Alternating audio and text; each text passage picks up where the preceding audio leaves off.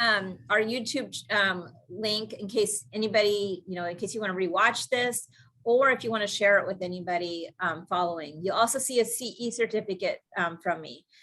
So be looking for those emails. You'll receive them by the end of the day, Friday. And the CE certificate may take me a couple more days, but by the end of the day, Friday, you should definitely see it. If you don't, let me know. Okay, I'm going to continue to let people in. I'm also going to take a second here to introduce our educator today, Matt Waddell. Matt is of AmeriSpec. He and Wendy Waddell are from Junction City. I've known them for many, many years, as we have all grown up and raised in Junction City. Matt and Wendy have had their AmeriSpec business for 23 years. They've done 22,000 inspections. They have 3 full-time inspectors and 1 full-time office staff person. They do inspections throughout Lane, Lynn, and Benton County. Matt, I'm going to go ahead and turn it over to you. Real quick, I do want to say, those of you that have any questions throughout the presentation, go ahead and put it into the comment. And I will be watching that for Matt, and then I'll let him kind of explain how he's going to present. Go for it, Matt. Thanks, Amy. I just want to say thank you to Amy for setting this up. It makes it so easy to get your credits. And I know that getting my renewal credits is not that easy. So I have to work to get mine, and Amy sets it all up and we just show up and everybody gets their credits. So I just want to thank you for doing all the legwork on this. And also, I just want to say I've known Amy forever. I tried to remember how long I've known you and how small you were and how old I was. But Amy's dad was my high school basketball coach, the greatest coach I've ever had, and a legend in Junction City in the state of Oregon. So I've known her and her family forever. We do have within our office, we do have a full-time office lady that runs it, and my wife manages the office, and then we do have a marketing manager. So we are able to cover a lot of bases with our office the way we have it. And then also with 3 inspectors, we can get to Florence, we can get up into the Salem area and all the way down to Roseburg. So that does help having some extra inspectors. So I thought I would get right with kind of some of the things that we said we'd talk about, just explaining what happens when you have an accepted offer.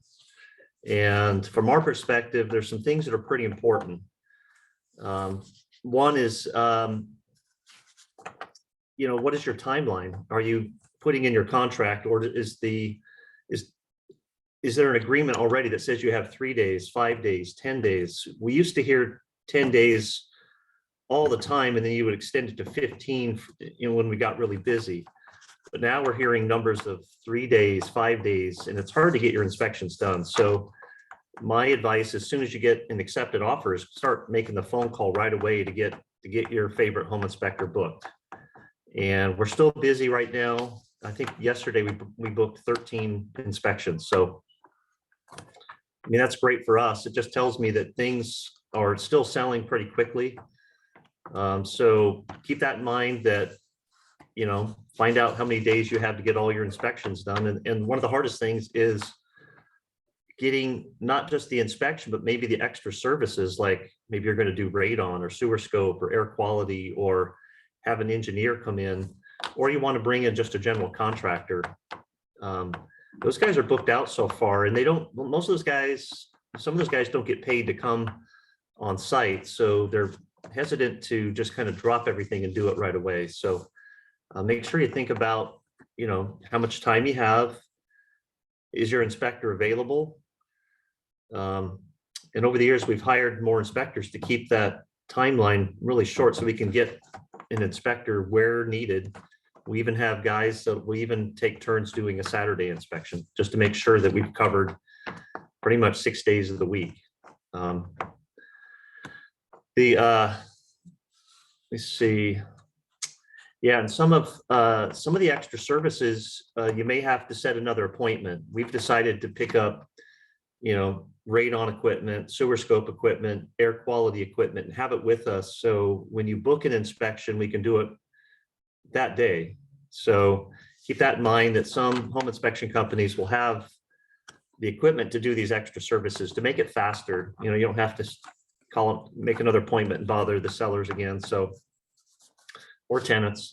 The one thing we run into a lot is maybe the listing agent doesn't notify the seller or tenants about what we're there to do. So ahead of time, we send out an automated email to everybody involved, trying to let them know that what time we're going to be there, who's going to be there, and maybe to remove or restrain pets, have power, water, gas all turned on. We also like to see things like the electrical panel, crawl space, above and below attic and substructure area, have those hatches accessible to us. Matt, I didn't know if you had started your PowerPoint.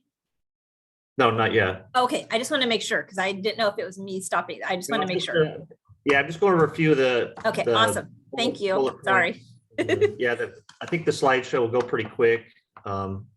So the other thing I think we're going to talk about, and if you have any questions, please put them in the chat box, or let Amy know if you have any questions. We can either at the break answer them, or Amy can jump in and stop me here. The other thing that needs to happen is the signed inspection agreement. So from the time you call our office or call a home inspection company's office, this agreement needs to be signed as soon as you can. It has to, technically, it should be executed before the inspection starts. If anything happened, if you ever went to court over something, the agreement comes out in court, and the judge, one of the first things he might ask is, did you execute this? Did the buyer get to read it and sign it before the inspection? And so as soon as someone books, at least an inspection with us, we have an automated office program that just sends the agreement. And if it's not signed, it gets resent. Another day goes by. If it's not signed, it gets resent. And we work really hard, even on site, on our tablets or phones, they can sign it digitally right on those devices. So along with getting it signed is maybe making sure your client understands what the inspection agreement is about. The state of Oregon regulates our home inspection industry and has adopted like the ASHI standards of practice, which is a National Home Inspector Association, and they have a set of standards. So our agreement goes over a lot of detail about what we inspect and what we don't inspect. And some of the highlights would be that we don't inspect things that are not readily accessible. We open up a closet and it's full of clothes, and we kind of look around, we close it.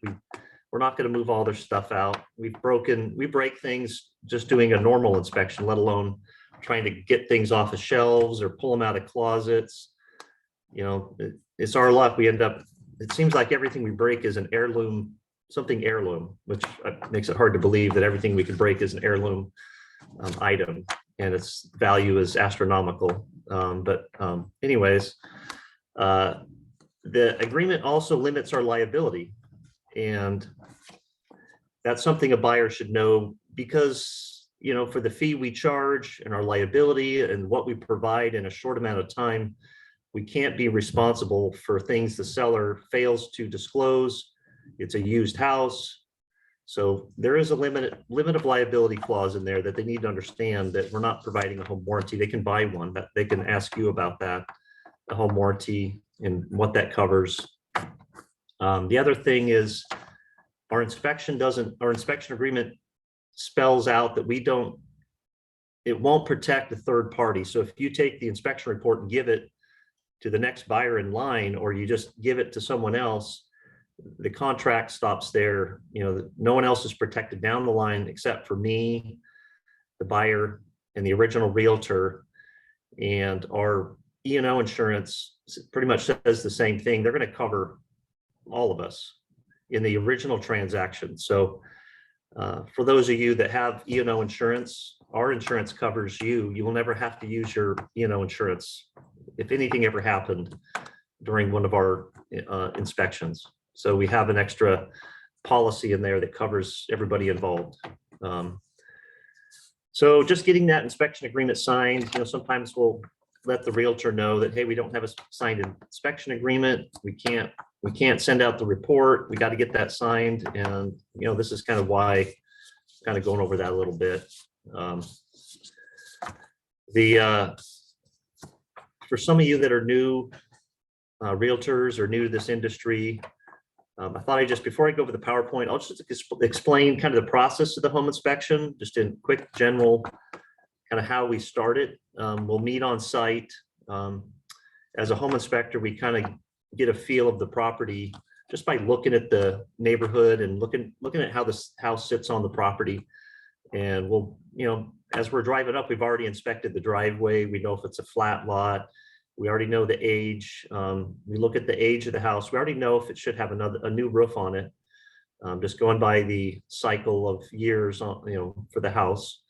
We already kind of know what plumbing materials it might have. So just when we drive up or look at our order, we already know a lot about the house, and that comes with experience. And so we already know that, if the house is older, we're going to be looking for replaced plumbing and updated electrical panel. Different parts of town have higher probabilities of foundation problems. And so we already kind of know a lot about the house or the area. That kind of helps us get started on the inspection. But first thing we'll do is kind of do the exterior, give the owners a chance to wake up and maybe head out, or at least, get out of their jammies or whatever. And maybe get their dogs figured out. But we'll start on the exterior on the ground. And at some point we'll jump on the roof and get the roof done. And then after the exterior, we kind of move to the kitchen or garage, whatever's available. We'll get the dishwasher started, because that could take an hour, 2 hours, depending on the shortest cycle. We move to the garage. In there will be maybe the panel, water heater, HVAC system. So we'll kind of start to get a feel of the major systems of the house. And we'll start the heat, because sometimes we'll have emergency heat, regular heat. We'll have to maybe run the air conditioning. So we want to get on those as soon as we can. And also the electrical panel. Sometimes there'll be breakers off. There'll be issues not being able to get to the panel. We'll need to make some phone calls to get the panel accessible, find out if we're allowed to turn any breakers on, or maybe get the seller to turn them on. So then, as we move out of the garage, we'll hit the attic. If there's a hatch there, we'll kind of move towards, getting the bathrooms done. There, sometimes there's one bathroom, sometimes there's 10. And some of those will take a long time. So we'll start hitting the bathrooms. That gets us down the house a ways, where we kind of hit the other interior areas, getting smoke alarms, CO detectors checked, and a lot of the interior looked at. We finally end up doing the crawl space. Would be kind of one of the last things we do. We like to take the dirt, spiders, and spider webs and the horrible smell with us. So we'll suit up and clean out the crawl space for the seller with our face, and get that all checked and kind of slide out. And that's when we go over the highlights. So we typically like the realtor and the buyer, the buyer's dad, to be there. We can answer questions. Typically, the buyer is not there the whole time. I don't suggest they hang out the whole time. It's not that exciting that they need to get involved in the home inspection. They can kind of sabotage the inspection a little bit, getting the home inspector just kind of distracted. We have our own distractions with dogs and things not working right, and trying to figure out all these pieces of the puzzle, that to throw in, buyers and Uncle Joe's there, and they brought their dog, and, just a lot of things can be going on in the house that could be a distraction to the home inspector. So usually I like to meet the buyer at the beginning of the inspection, ask them what their concerns are so I can meet their expectations. I've learned that if their expectations are here, I got to come in here or here, or, they're not going to be happy with with me, or maybe even the realtor. They're going to feel that we've let them down. So I like to know what their expectations are, what their concerns are, and we'll talk about those. And usually they'll come back at the end, go grab some coffee, lunch, go back to work for a little bit. We'll meet back up at the end of the inspection. We'll go over the highlights. And I usually like to show them pictures because they kind of want to walk around and see everything. But some of these things are on the back side of the house, up in the attic, under the house, certain bathroom. It's not that easy to walk around and see all these things. So we usually go over on our device some pictures of some of the highlights and talk about them. Maybe come up with some ideas to correct those, who could correct them and how easy it would be to correct some of these deficiencies. So that's kind of how the whole process occurs, from when you call to when we go over the report. And we usually deliver the report same day. We use devices that not only capture photographs and video, but we kind of put all the comments in as we go. And now it's an HTML report, so we can kind of just send it out as a website, pretty much a web link. And now all the videos and pictures are high resolution. There'll be links within the report to be able to go to YouTube and other areas to look at how to do this, how to repair this. We could put those kind of hot links inside the report now, which is kind of cool. I think, does anybody have any questions about the process? Anything that you can think of? Anybody new that has any questions about kind of what I went over?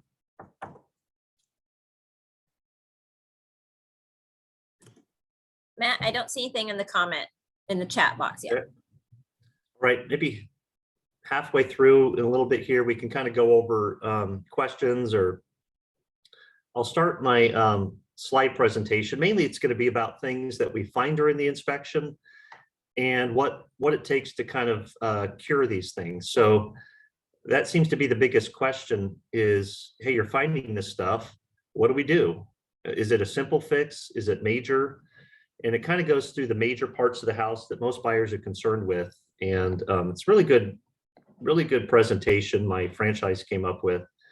And let me see if I can switch to screen share here. Hopefully it'll work. All right. Everybody see the screen? Should say home inspection fails and fixes. Yes, we can see it. Okay. All right, I keep forgetting to take my unmute one off. Well, let me see if it'll let me change slides here. There we go. So you can see the objectives there. We're really, like I said, we're going to talk about some issues we find during the inspection.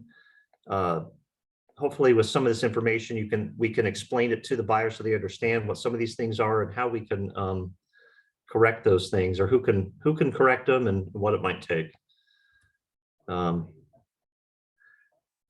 You probably already know what a home inspection is. When I first started 23 years ago, a lot of people didn't even know what a home inspection was. They didn't understand what we were going to do. They didn't understand the value of it. I think we used to charge $235 and everybody always wanted a discount. They didn't understand the value, and that's changed. Buyers want information. They'll call us and say, hey, we want the home inspection. We want radon. We want sewer scoping. We want air quality. What else do you have? They're not concerned. Most buyers aren't concerned about the price. They want to gather information. Information is power for them and peace of mind. They want to know about the house.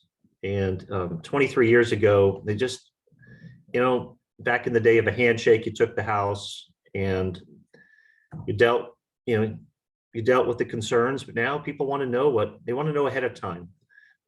Or, the home value has gone up 2-3 times what it was 23 years ago. It's a huge investment for them. So a lot of people think that we take things apart, we disassemble things, we risk breaking things. People want us to rip the hatch off the outside of the house, damage this, damage that to get here. And we try not to do that. You could see, it's a non-invasive, just visual examination of the home. And we do get some tools out to do some stuff, but we decide to do that on an individual basis, whether it's going to cause damage or maybe even get us hurt. So one of the biggest issues we have in our area is improper drainage. And you've all heard of, water issues under the house, hydraulic pressure against foundations causing all kinds of problems. So one of the biggest issues we see, and we don't always see whether it really corrects it or not, but people have overflowing gutters, their downspouts don't work. All the water around the house ends up dumping around the foundation. A lot of roofs cover a lot of square feet, so that's a lot of rainwater to capture and then dump right near the foundation. So when we recommend cleaning gutters, fixing downspout issues, it seems simple and maybe not as important, but we all have these basements that have water penetration. We have water under houses. The hydraulic pressure and settlement can cause foundation problems. And so in our area, we end up, at least spring and fall, winter, we're calling out a lot of moisture issues. Typically when we see a wet crawl space, because a house is a big box and convection will bring the moisture up from the crawl space into the living space and through the attic. So we do get issues in the attic, moisture related, because of the crawl space. And that's why ventilation in the attic is super important. Not only does it have to handle all the moisture from the exterior coming through the vents, the moisture in the house, but now we have wet crawl spaces where that stacked moisture works its way up through the house. So a lot of the mildew in attics, the fungus issues we see like that stem from having a wet crawl space in an overall wet house. People are, mulch, landscaping bark just ends up piling up around the house. Not only is that creating a negative slope towards the house, but it just absorbs a lot of moisture, holds moisture around the house. So we see that a lot. There's a lot of areas around Lane County where water just stands. We have standing water. I think that's what makes our area beautiful is how much water there is and how close it is to the surface. But some of our crawl spaces are deep, 2 feet, 4 feet, 10 feet. Some crawl spaces I have to get a ladder down into the crawl space so I can climb down in it. So once we start digging deeper into the ground, we start getting into some of these high moisture levels. The groundwater gets up so high, it ends up getting under the house. So, taking care of drainage issues, I always tell buyers, let's start with what the seller, or what we should already be doing is cleaning gutters and, maybe sealing up cracks that you can see, maybe in a basement or on the outside of the house. Water, I'll be crawling under a house and water will actually be flowing through a crack in a foundation. I mean, just like a garden hose. It wants to take the path of least resistance and just flow right in. So there are some simple things that can be done. Some of the more difficult things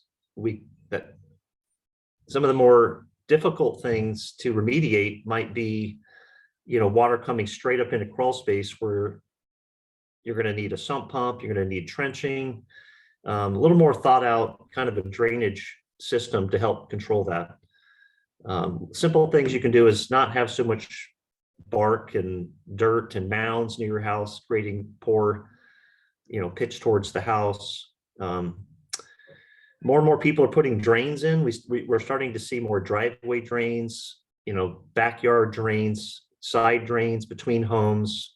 People are thinking, at least during new construction, they're thinking ahead of time. They already know that these things are probably going to occur, so they're putting in drains. More and more sellers and buyers are at least understand what curtain drains are and French drains and dry wells. These things are terms that they've already heard of, and so they're being more people are being proactive about moving water away from the house.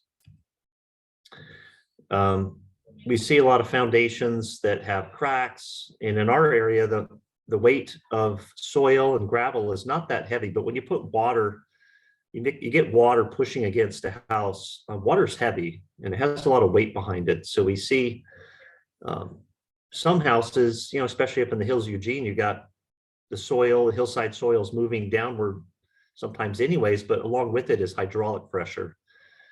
And so we can see wall cracks, floor cracks, doors that don't align. We see bulges in the outside of a house, walls being pushed out of plumb. So in our area, typically areas of clay up in the hills, we'll see expansion and contraction. There's a lot of hillside homes that have continual foundation problems. And we kind of know what areas, when we drive up into a certain area up in Eugene, we kind of know that we might see a foundation problem. We also deal with upheaval, which is just clay soils expanding. We don't really have frost or freezing issues where the ground will heave from that, but we got clay soils that expand and contract and can cause the foundation or the basement floor or slab to move up and down.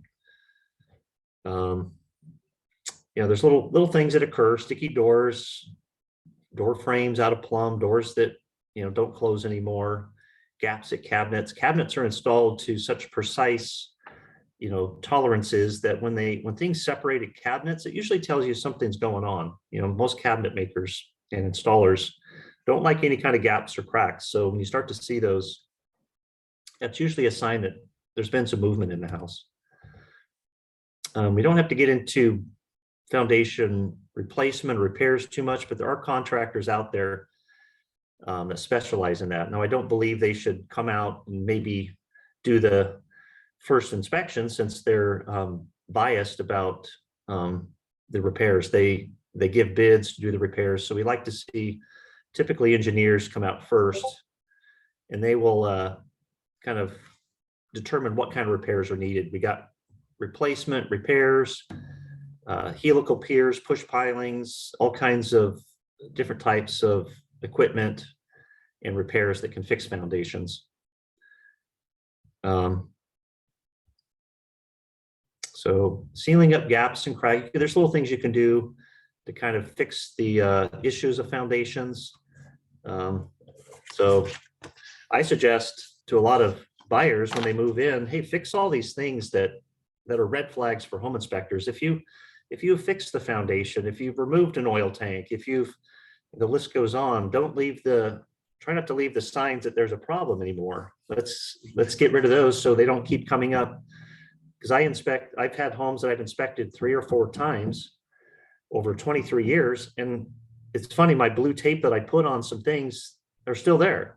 Faded blue tape from 10 years ago, and they haven't fixed the dry rot. This outlet is still falling out of the wall. I see my blue tape still on it. Fixing those things so they don't keep coming up would be a good idea. So plumbing issues, these come up a lot in home inspections, whether it's old pipes, clogged sewer lines. We get a lot of clogged lines. People are not putting screens on drains, or running their garbage disposal full of food, and we got old pipes that end up getting rusty and bumpy and start to clog. We see a lot of water heater problems. The quality of water heaters have gone downhill, so we see a lot of water heater problems. Obviously leaks. I think more and more sellers are just busy. They're not looking under their sinks and looking in their garage or under their house. We're finding a lot of leaks in areas where people maybe used to pay attention. They're just not noticing leaks much anymore. We don't have a lot of low water pressure anymore, unless you're on a well. Things are starting to clog up. Aerators, you got old pipes. We're almost out of the galvanized water line era. Hopefully in the next 5 years, there won't be really any galvanized plumbing anymore for water lines. That's typically where we see our low water pressure and low volume. Most of the newer plastic pipes flow really well. I mean, they do deteriorate. They are plastic, but the volume is great. The pressure is great. Obviously, toilet problems. There could be numerous issues with toilets being loose and leaking and cracked and falling through the floor. all kinds of stuff like that.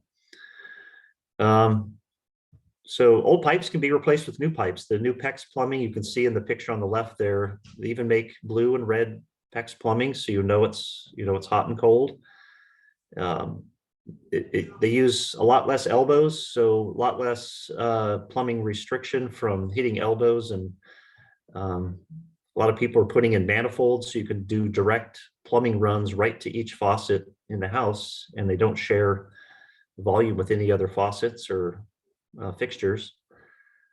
The new PEX material can almost be run like a garden hose or an electrical wire with hardly any elbows, can easily snake through difficult areas.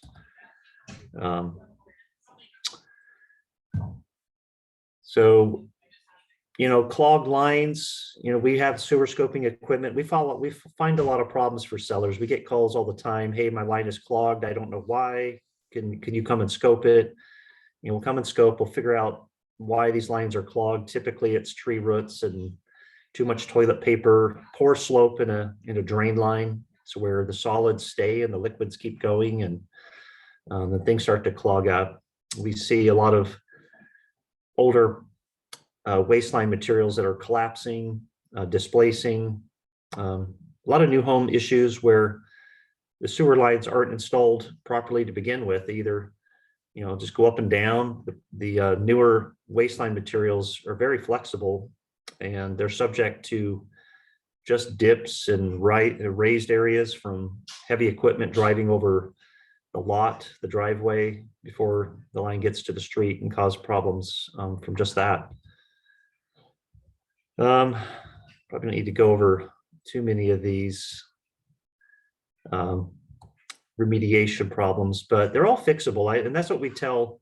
I had a house yesterday where there's a lot of plumbing problems, and the buyer, he looked a little stressed out about all the plumbing issues. And then I said, these are all fixable. Let's take a look at, the most difficult one. It was the house was had a fire, and the fire had melted down through the structure and had melted the plumbing under the house because it was plastic. And I think they forgot to look under the house to see what this fire had caused. And just the heat from the fire melted the plastic plumbing under the house. And it was leaking. It looked really bad. And I said, you know what? This is a cut and replace material. And there's already an issue under the house where a plumber should come under anyways. And he realized, he said, I've done some cut and replace myself. It's probably not that big of a deal. So he moved on from that, and it turned out to be a non-issue for him. And he moved on to something else that was a little more important. These new plumbing materials you can cut and replace really easy. The hardest part is getting under the house, or where you need to get under a cabinet to do the work. Does anyone want to take a break? Looks like maybe before we start electrical, we can go take a little break. What do you think, Amy? Yeah. Are there any questions? I don't see anything in the chat room, but feel free to unmute and ask Matt any questions you may have, or maybe some scenarios you've come across. Open it up for a few minutes. Yeah, and I know this is such exciting stuff I'm going over. I can hardly stand it. It's so exciting. But if you have any questions, just anything funny you've seen on an inspection, I could do a whole class on just things I've seen and things that have happened to me. There's somebody. Unfortunately, I don't think they get credit for the comedy show. And also, if you follow his Instagram, he posts some of those funny things that he sees. So we have a question, Christy. Do you do radon testing? If so, how often do you see it in homes in Lane County? When I first started, we had these little packets you'd tape on the wall or set on a countertop, and we rarely had anyone do them. And back then there was no radon. That's what we'd hear from realtors and buyers, and there was no radon. They just say, no, there's no radon here. Well, it's like saying there's no oxygen. Radon is colorless and odorless, and it exists everywhere on this planet. So when you step outside, you're breathing a certain amount of radon, and it doesn't really harm you. But once you get inside, the levels can increase. Your house is a big box, and it likes to build up in your house. So we have gone from these cheap little packets to 6 radon machines. And there's times when they're all 6 are out at once. So we do a lot of radon testing. Each one of my guys has 1 or 2 machines that he has available to him. And we can put 2 machines out. One inspector could put 2 machines out in one day. So we do a lot of radon testing. And I would say 1 in 10, maybe 1 in 7 come up with elevated levels. And so, and we're testing the worst case scenario homes.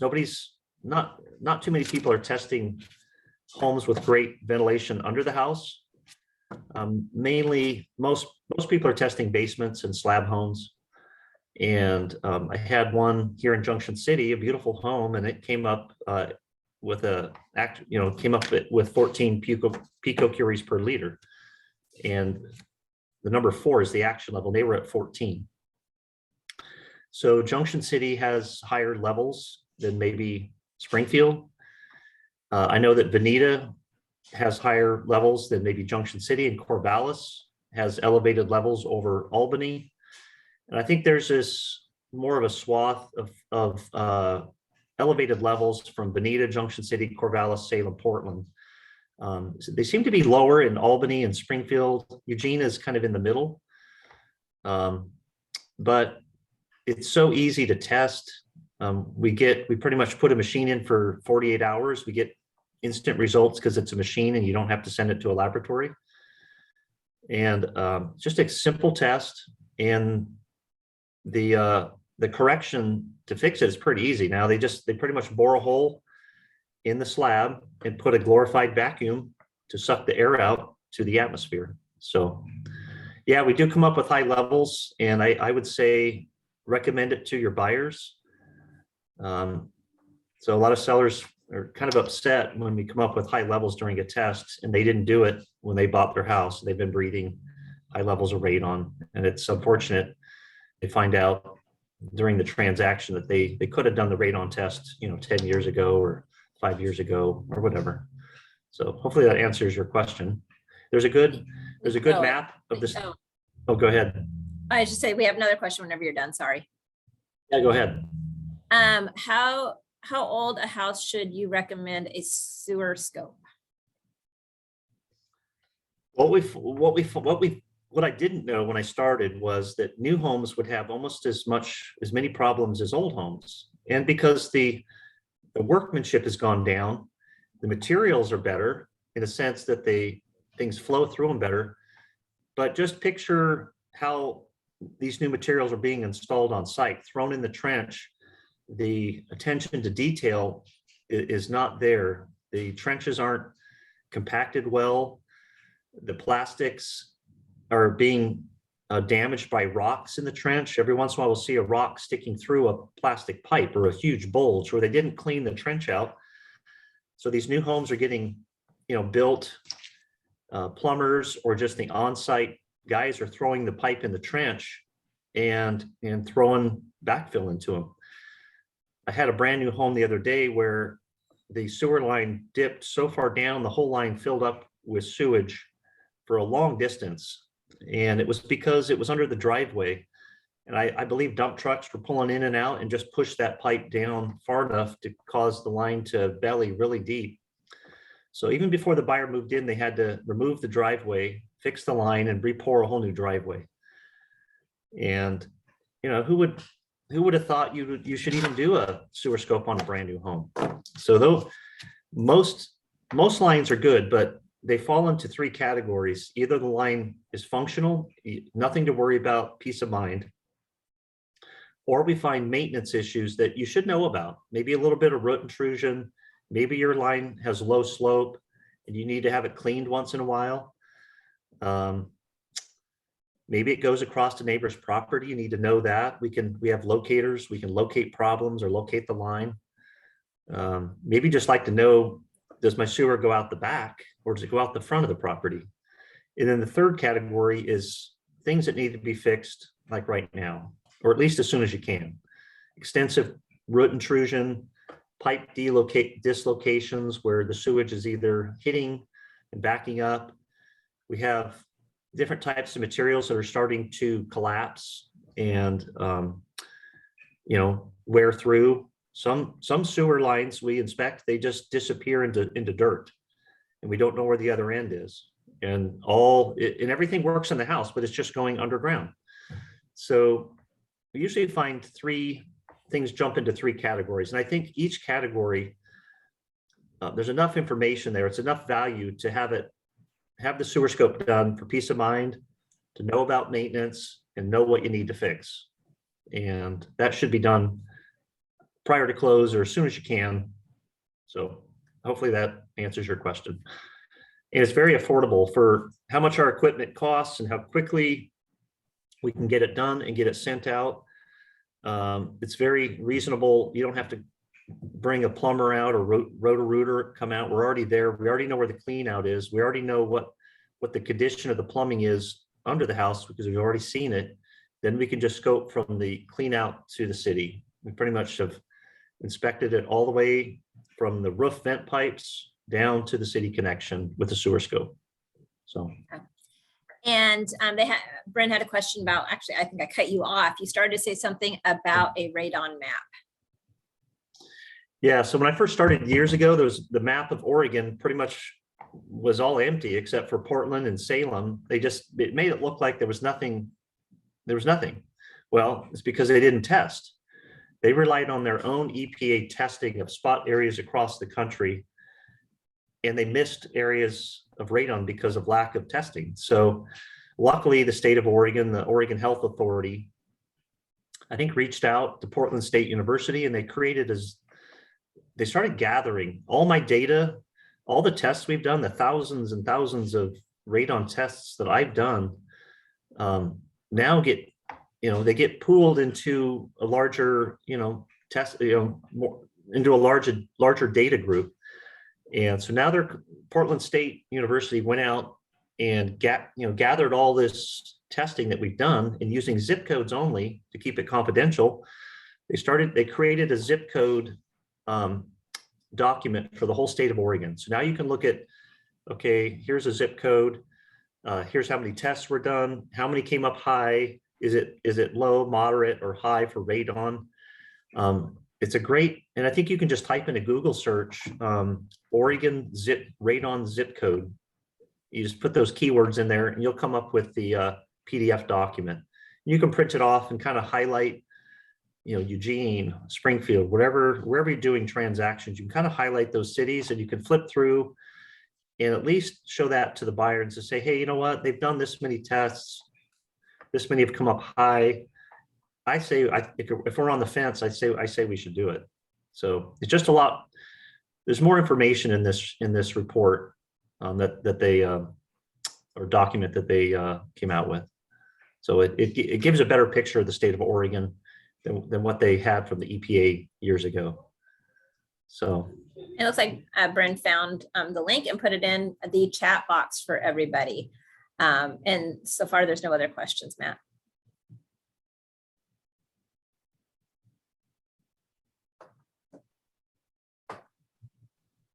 I think you were cutting out there a little bit, Amy. I'm sorry. Or it's me. Yeah, I said there's no further questions right now. Brent added the link to the chat box for everybody though. She found it off the Google. Oh, perfect. Yeah, I think it's a good thing to print off and just have handy. I mean, it's a really cool document. I think they update it once in a while with more information.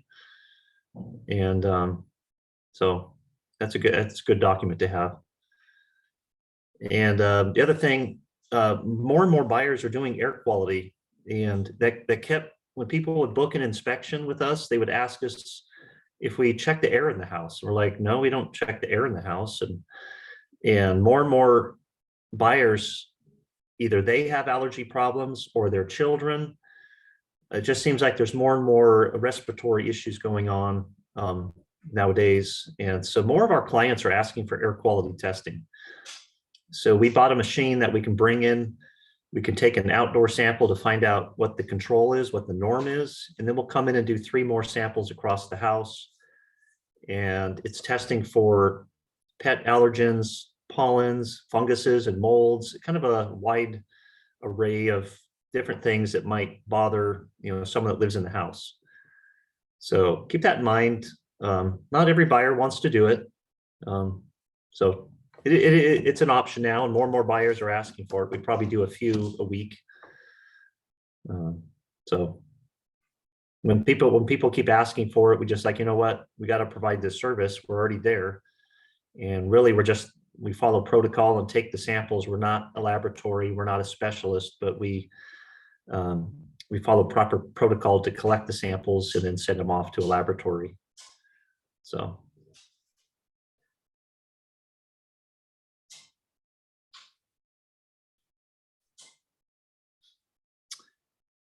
Amy, do you want me to continue with the PowerPoint or let people go take a quick break, or what do you want to do? Yes, you can go ahead and continue. I was talking and I was muted. We've got about 10 more minutes left. So we'll go ahead and continue on. Can you hear me? No, I can't hear you. You can't hear me?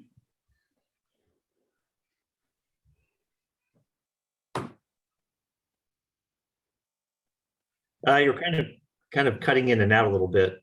But, sorry, I'm not sure why. So no, there's no more questions. But you can go ahead and continue. We've got about 10 more minutes left in the class. All right, so I'll talk about electrical issues. These issues are some of the most important for our buyers. They when you say electrical, they're like, okay, they're thinking shock hazard and fire. Yesterday I had a house where they had a plugged in space heater, and the outlet was drooping and melting right in front of my eyes. And so I unplugged the wall heater, and obviously the tenant, or I think it was a tenant, called the seller and complained that I unplugged the wall heater, but they had no idea that their cord was melting and the outlet was melting, and that it had not tripped the breaker, but it had scorched the wire all the way back into the electrical panel. The white neutral wire, all the plastic had bubbled up and had fallen off of the wire because it just was overheating. The breaker failed to trip. So breakers don't always trip when they're supposed to. And you probably shouldn't plug a large space heater into a receptacle that's in a living room. They're just not designed for that. So we do find a lot of electrical issues, maybe not a lot like that, but we do find a lot of miswired switches and outlets. And for the most part, a lot of them aren't dangerous, but we do see some dangerous things like broken outlets where kids could touch live connections. We see wires sticking out of walls that are live, and for some reason, no one's touched them. We see wires laying on the ground in the crawl space, laying in water. We see multiple spliced wires and, up in attic areas, knob and tube wiring, which is a kind of an antiquated system, the first system of electricity we had. We see a lot of that still in older homes, little pieces here and there of knob and tube wiring that's still around. People burying extension cords. They want the water feature in their backyard. They have a little shed back there. They want power to it, and they look around and all they have is the orange extension cord. So they just kind of bury it underground to the back, water feature or shed or whatever. That would be nice. Yeah. Inside electrical panels, we see a lot of homeowner double tapping. They stuff extra wires into breakers. They put the wrong size breakers in, which then can cause the wire to overheat. We do have, hey, there's that smoking outlet. We do have some panels that are known to have issues over the years. And we know this because they've been around forever. We keep seeing the same problems over and over again. So if you're a veteran realtor, a new realtor, keep in mind that anytime you see a Zinsco panel, they'll have colored breakers, maybe orange and blue and some different color breakers. Those are Zinsco breakers and probably a Zinsco panel. We have Federal Pacific panels. They'll have some red paint on the breaker, or they'll say FPE or Federal Pacific inside. That panel was the only panel that had a formal recall process start, and maybe some lawsuits occur, and no formal recall ever happened, but Federal Pacific panel is the worst panel that we see. Sometimes that when we take the cover off, the breakers fall out. I remember testing an outlet and the metal cover plate fell off the outlet onto my tester and blew up and burnt my hand. And I couldn't get the cover plate off my tester. It welded itself to my tester. And I went to the panel to reset the breaker, and the breaker never tripped. And that's one of the things with Federal Pacific panels. The breakers don't trip when they're supposed to. They fall out. Poor design. It's a small panel. Breakers are pointed the wrong way, so you can't get the cover off very easy. The other panel is a pushmatic, like a Bulldog pushmatic, and they have a spring-loaded breaker. You push in, and it uses a spring to push it down and back out, and it turns it on and off. So it's an extra mechanical device, not really needed for a breaker. They thought it would be kind of innovative, but they're starting to stick, and they're not. You don't know if the breaker's on or off, or it's halfway in between. So Zinsco, Federal Pacific, and Bulldog Pushmatic are 3 panels that we recommend replacing. So if you're a listing agent, you see one of those panels, you might want to advise your seller to replace it or disclose it or give a credit for replacement, because it's usually going to happen. Most buyers understand that 40 to 60 years have gone by on some of these panels, and they need to be replaced. We can skip to heating issues. The biggest issues we see are obviously clogged filters, furnaces that aren't maintained. They might be short cycling, kicking on and off too often. We got outdoor units that aren't being kept clean. We have a lot of flue issues where the exhaust is not going out properly. Either the flue is disconnected, deteriorated, the exhaust needs to all be vented outside properly, or you could have a carbon monoxide issue. A lot of homes we inspect, just the systems don't work, and it's very odd that someone doesn't have heat in their house and doesn't disclose it, and maybe the air conditioner doesn't work and it's not disclosed, and we run it and there's nothing happening with an outdoor unit. So another reason to have a home inspection done and have those items tested. Cleaning is the biggest issue, and even though that's a maintenance item, it can cause a lot of strain on your indoor and outdoor units. They just end up running a lot longer.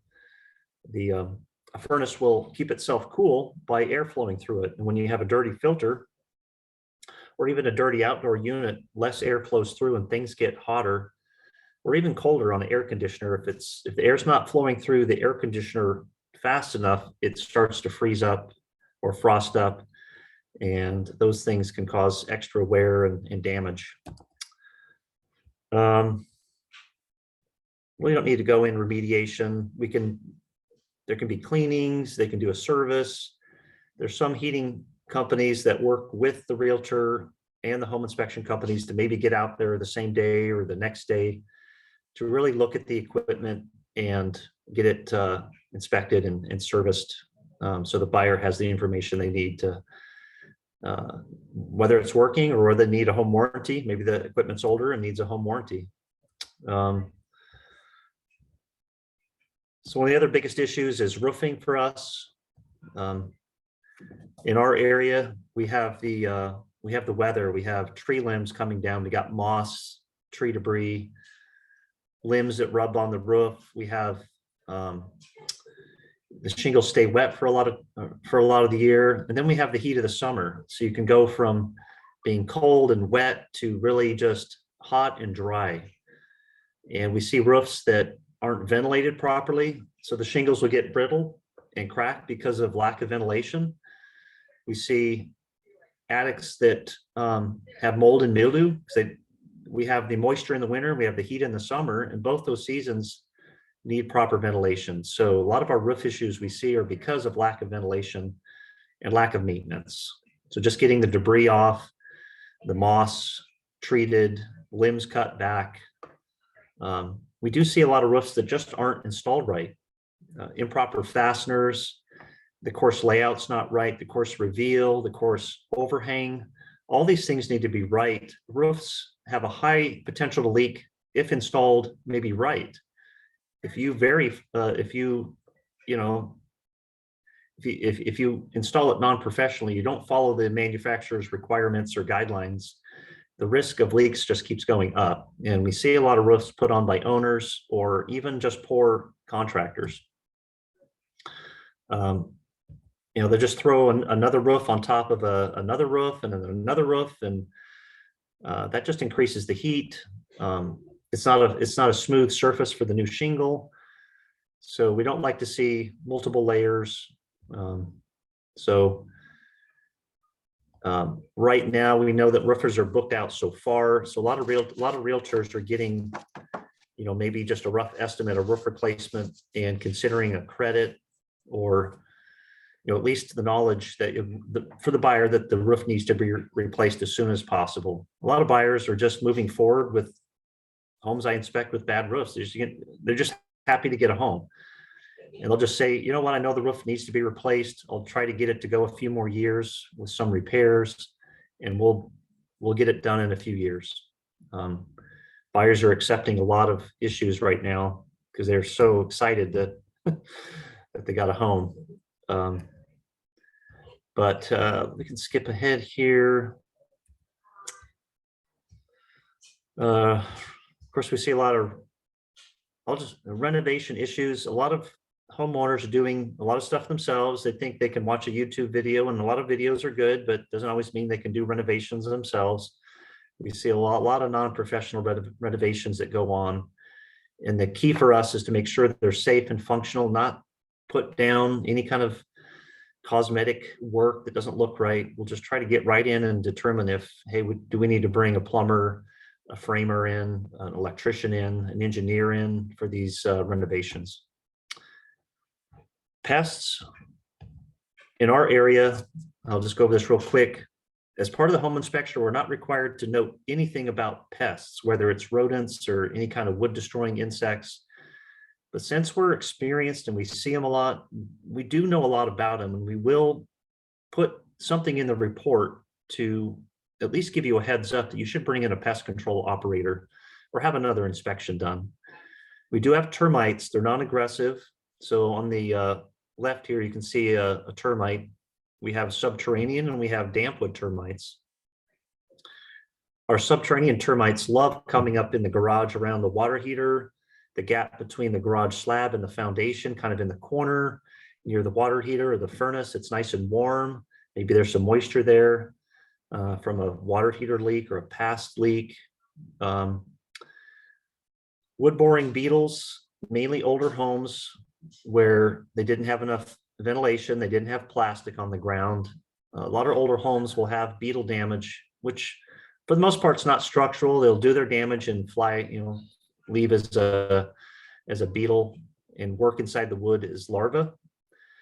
And one of the other big ones is carpenter ants for us, which can easily be identified. They're an ant bigger than 1/4 of an inch is a carpenter ant. So the other day I saw them crawling around a house and the owner thought they were just normal ants. I'm like, no, those are carpenter ants. They're huge. And easily treated. Typically, they don't live in your house. They live out in a stump or a log nearby or in the ground somewhere. They will try to, if they can, get enough ants to create a nest in your home, and they will chew. They won't eat it, but they'll nip at the wood in your house to make their nest bigger. That's why you want to have them treated so they don't damage your framing, trying to make their nest bigger. Carpenter bees, we don't have to worry about them too much. They like to go into log homes. They'll they kind of burrow a hole in and have their larvae in there. But they only do a little bit of damage, kind of a little deeper into the wood. They don't move around too much, but they leave a lot of holes. So if you see a solid beam or a log, it has a lot of holes in it, and the hole is usually, 3/16 of an inch or so. It's usually a carpenter bee, cute little bee. It's really more like a fly. I don't think it's even part of the bee family, but we see that once in a while. We've talked about radon. We don't do lead testing. By now, most lead has been covered by other paint or removed. There are some companies that will come out and do some lead testing for you. We don't do asbestos testing. Any homes that are older, you might want to consider having them tested by a company for asbestos and lead. We can do the radon part. And all these things can be taken care of, from radon to lead to asbestos. They all can be removed. So I'll quickly go over smoke and CO detectors. State of Oregon requires that all homes be updated to a certain level with smoke and CO detectors. And when we come in, we kind of determine what's there and what the house has to do to comply, to jump through those hoops, to make sure it meets the Oregon real estate smoke and CO detector laws. And they get kind of tricky for each home because they come from different eras and different levels, bedrooms, different areas. And we try to determine the best we can where to put these smoke and CO detectors to make sure you can get past that and get to closing. Any last questions? I know we're running up on last minutes here. Anything else?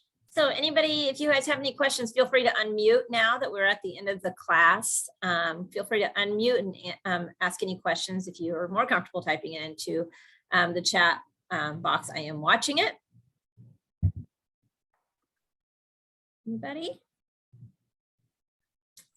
And we've been around so long. We're a wealth of information from my office staff, and our inspectors have different backgrounds. We would love to be educators in this community of agents and escrow and title. And so feel free to give us a call or shoot us an email whenever. We're always happy to answer questions. We answer questions from realtors we don't know about smoke alarms and what to do with this and that. And some report that they get in their hands, that somebody else's report, but they call us for the answers. They don't feel like calling that inspection company. We've been around a long time. We can answer these questions for people, no matter who did the inspection, whatever house it is, or whoever you are. We can answer these questions for you. We've been around long enough. If we don't know them, we'll find the answers.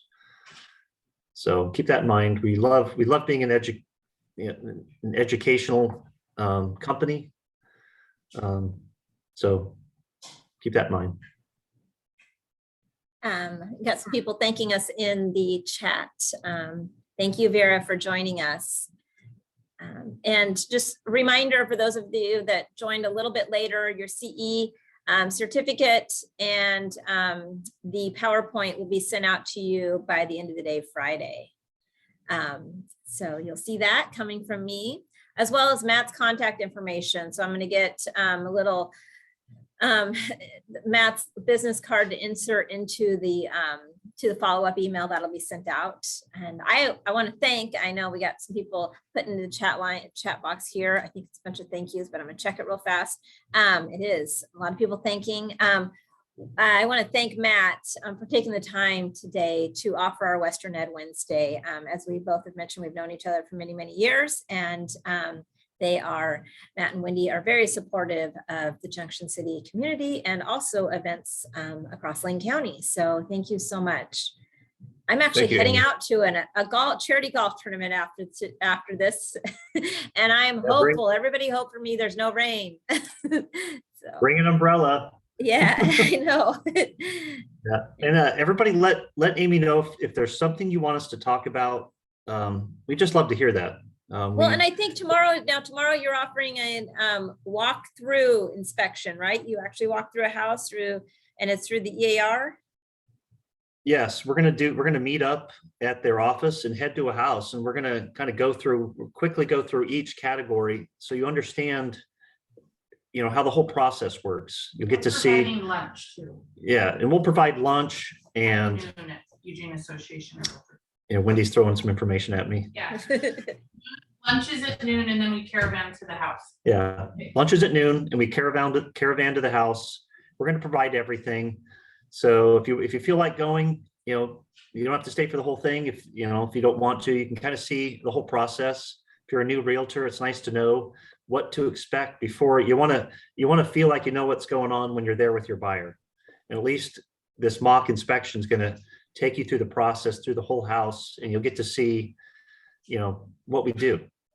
So, And that is for 3 CE credits, and you can sign up through Eugene Association of Realtors. I believe there's been a name change, and I don't know the full correct name, but you guys all know what I'm talking about now. Anybody else? Any questions? Micah, I'm so glad you're able to join us today. Can I ask you a question, Matt? Do you Yeah, go ahead. recommend an inspection of a new construction home before they put drywall up? I would say, because in the state of Oregon, the inspections that they do, they're not like super detailed, but they are catching things that would be wrong inside wall cavities, plumbing, electrical. They're not really going to be checking the wood for high moisture levels and things like that. We can do that kind of stuff, is come in and be another set of eyes to things maybe the city or county is not checking.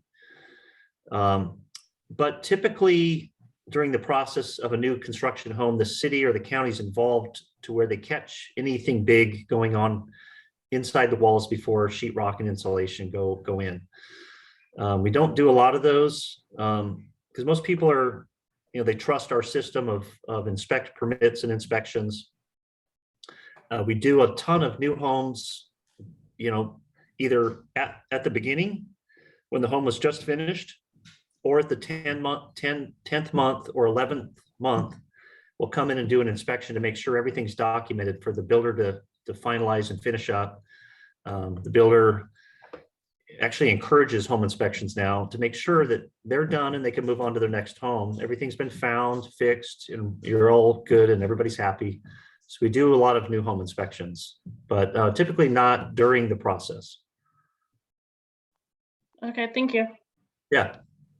Any other questions? I do want to just let you know also our next Western Ed Wednesday is June 15th, 10 a.m. Breeze through disclosures with Sky Slope. So there's a new launch of a Sky Slope, some new things coming out with Sky Slope starting June 1st here in Oregon. And FNF is going to be the first exclusive to launch it June 1st. We're launching it earlier than everybody else. So Sky Slope will be with us June 15th to kind of walk through and train everybody on the new Sky Slope technologies with Breeze. Anything else? Okay, thank you so much, Matt. Thank you. You guys, thanks, Amy. All right, have a good day. Enjoy your golf. Oh yeah, I'm not so hot at golf. Not so good there. Thank you. Yeah, enjoy it. All right, bye. Bye-bye.